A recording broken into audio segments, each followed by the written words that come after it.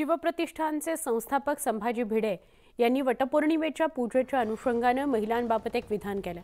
त्यांच्या विधानामुळे मोठा वाद निर्माण झाला। संभाजी भिडे यांना तातडीने अटक करा अशी मागणी करत राष्ट्रवादी काँग्रेस शरदचंद्र पवार पक्षाने पुण्यामध्ये आंदोलन केलं। असं न केल्यास आम्ही कोर्टात धाव घेऊ असा इशारा आंदोलनकर्त्यांनी राज्य सरकारला दिला आहे।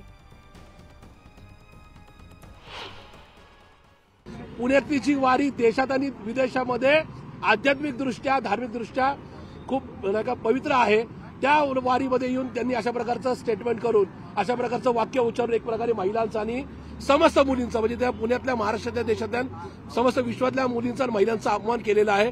एकूणच मनुस्मृतीमध्ये महिलांना पडद्याच्या मागे ठेवणे, त्यांना शिक्षणापासून वंचित ठेवणे आणि महिला आणि मुली उपभोग्य वस्तू आहे अशा प्रकारचा इतिहासाचा दाखला पुढच्या पिढीला देण्याचा प्रयत्न जे मनोहर भिडे करतात त्याचा निषेध व्यक्त करण्याकरता आज आम्ही पुणे शहर राष्ट्रवादी काँग्रेस पार्टी शरदचंद्रजी पवार या पक्षाच्या वतीने आंदोलन केले। आम्ही या मनोहर भिडेचा धिक्कार व्यक्त करतो, निषेध व्यक्त करतो आणि या मनोहर भिडेला राज्य सरकारने त्वरित अटक करावी अशी मागणी करतो।